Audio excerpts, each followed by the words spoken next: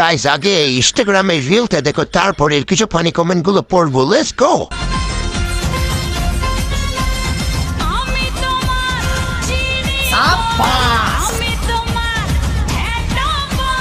मौसम तो ऐसा लग रहा है दिल गार्डन गार्डन हो रहा है।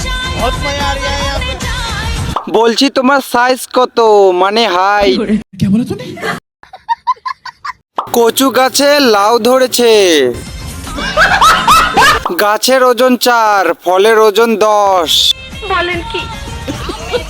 ছোট গাছে বড় ফল, বাকিটা ইতিহাস।